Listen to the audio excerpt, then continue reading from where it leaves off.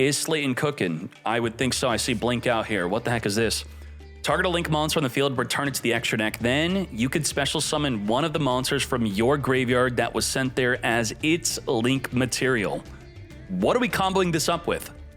Now, 1-for-1 is dead. You have to send a monster to special summon a monster. So this is not good.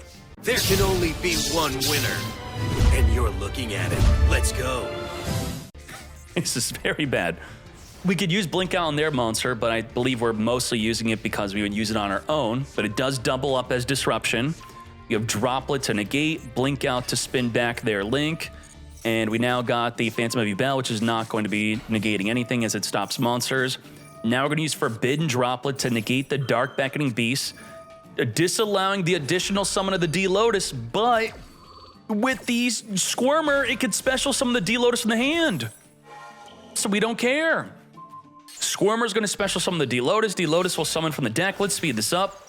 Almirage, which will allow us to maybe want to go into a Little Knight play. We reborn the Dark Beckoning to additional summon the D-Lotus. Searching and setting up the Nightmare Pain. Nightmare Pain, pop the Spirit of Yubel, grab a D-Lotus, trigger the field spell, and the Yubel, summon 2 Yubels onto the field, now making a Little Knight. We now cannot attack directly. We could blink out, attempt to spin back the Little Knight. Little Knight's going to be banishing itself, plus the Phantom of Yubel to come back during the end phase, as we now set up for an Apollo USA play. We're going to summon a Phantom of Yubel under the Cross Sheep to now make a Muck Raker, locking us out of being able to use it in Apollo USA. We're now summoning Fiend only. Tried to attack, can't do that. We're now going to Lord of Yama. Yama search our deck for our Shavara. Shavara pop the Muck Raker. Link off with the Yama to make a Soul of Rage. Trigger Shavara to set up the Escape. Let's end the turn, set up our field again. Let's talk about our forms of disruption here. No, let's not. Let's just hop on the next game. How about that? Slayton will be showing us what he's cooking in game number 2. Now, where is the Fualos? Where are they? Where's Mulcharmies? I was told they would be everywhere. That Decade guy told me. Planet Kashtira searching for a Unicorn. Come forth and special summon. There's the Ash. We're going to Imperm negate that Unicorn. Probably just eating a hand trap. That's it. We're okay. We're going to reveal the real play with the Cloak. Are you ready? No, we're not. We're going to blink out past. That's it. We have our own Maxi. Now, if this Maxi were a Fualos, it'd be completely dead, right? You have a bad turn 1, the Mulcharmies will be trash. We have Ash Blossom, negate the Maxi. Now, it's worth noting, if you have a Little Knight on field, you could Little Knight banish itself plus another monster control. Now, you now control no cards. Ideally, you could then activate your Fualos. That's if you control no other cards, that is.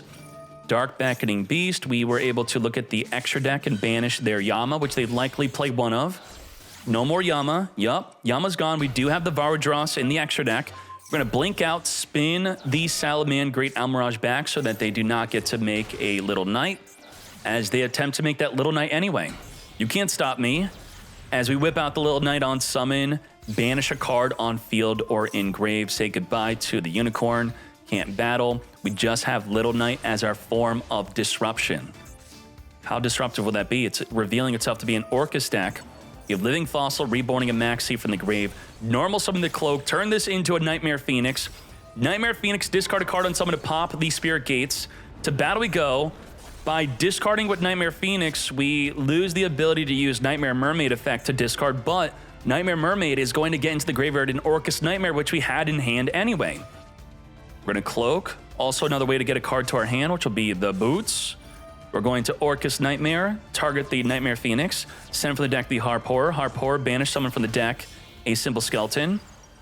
Now making Galtea. Galtea, return a banished card back to search our deck for the Crescendo Trap, which will be able to banish and negate anything. You activate, we negate and banish. Squirmer, banishing to activate to summon from the graveyard. We're going to Crescendo to negate. Sure. Now, if a card ever leaves where it originally activated, you don't get the then banish effect, or the if you do, banish that card. Heavy Slump?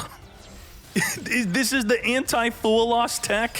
If your opponent has 8 or more cards in their hand, shuffle their entire hand back from the deck, then draw 2.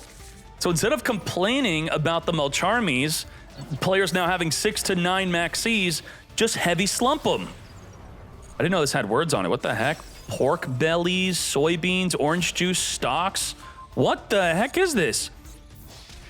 Get swinging with Rusty. Now with the Rusty backed up by it, we have the Fog Blade to negate a monster here. We do not have any Orcust plays, unfortunately. Shade special summoning from our back row, sure, as they completely pass. Yubel's got no plays. We're going to send from the deck a boot, set up the Fog Blade, use Crescendo to search our banishment, I believe graveyard and deck by banishing. To battle, we go. Not enough for lethal damage. What is going on? We're struggling to end this duel, apparently. We have 2 monster negates through our double Fog Blade, as there is now a normal summon Max C killing himself. Okay, let's hop into game number 3. Nightmare Throne. We have no hand traps whatsoever, which is to be expected. If you're going to play a 60-card deck,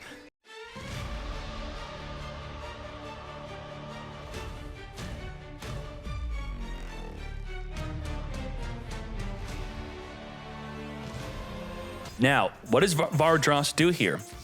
It's forcing us to send a monster with Droplet, otherwise the Varadros will be able to negate. And when it negates, it could then non-target destroy a card on the field. And if it's destroyed itself, it will activate to destroy a card in the field, non-targeting. So we can at least send the Symbol Skeleton, that's gonna be a play, sure. Now you gotta be very careful here. You don't want to send 3 cards to the graveyard to negate 3 cards in the field. Why? Why? There's 4 monsters, send 3, negate 3. If you send 3, you lose, because they could use Escape. Escape of the Unchained could pop the Soul of Rage plus another card in the field. They would then only have 2 cards in the field. Your Droplet is then completely nullified. It does nothing. There has to be enough monsters to negate equal to what you sent. Otherwise, no effect. We're going to summon a Fenrir first. Fenrir into Imperm. Negate, no search for a unicorn for you. Not sure if we're playing Rise Heart in this deck. Normal the Terror Top, and also by waiting for them to activate, you can't negate Phantom of Yubel. It jumps off the field. The Droplet's not going to be able to affect it. So Droplet is something we'd have to use preemptively to ensure we could get that Phantom of Yubel negated. Let's now make our Masquerena, triggering the Parallel Exceed. This is when we drop the lit. The problem is, even if they pop their own Apollo to dodge the Droplet, she does have to reduce her attack on resolution in order to negate. Forbidden Droplet, send 2. So we do have an instance where we could escape onto the Soul of Rage, popping our own Apollo. Varadros will not be negated, and then the Soul of Rage will reborn from the graveyard. Or we just wait, because there's 3 bodies to negate anyway.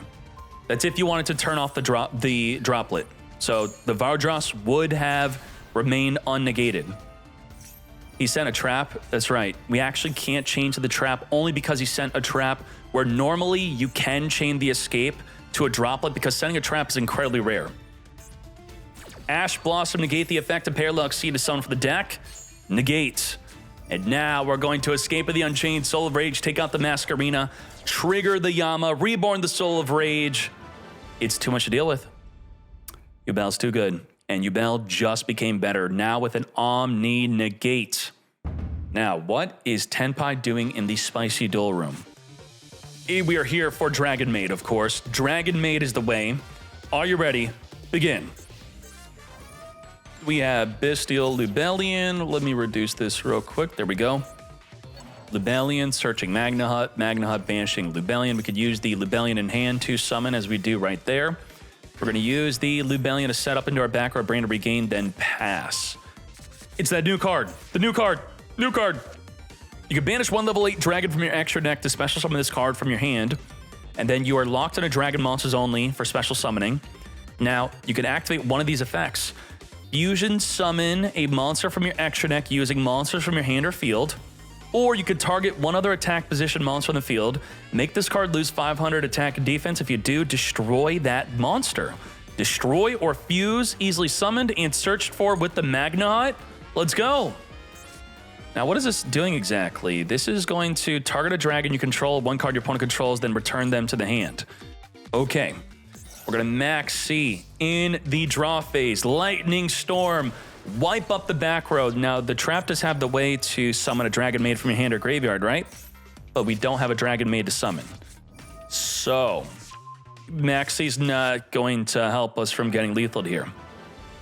All right, well, Tenpai. Let's hop into another match. Pirellia, Fool Loss, let's go. We did not ash it because ashing that means we'll probably get Maxi'd, right?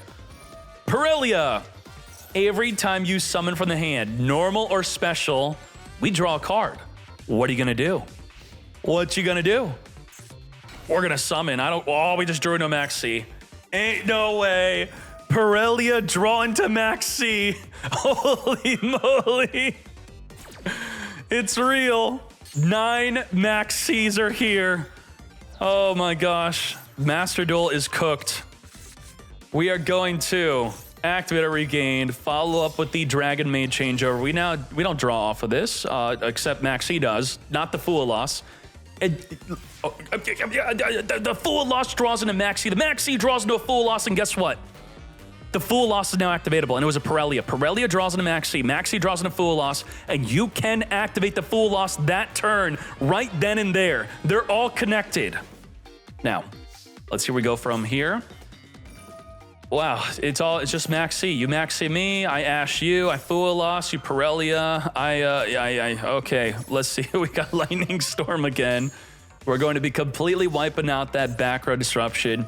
Lightning Storm, wipe it up. And now we just win. Wow, damn, Dragon Maid, I'm so sorry. What's going on here?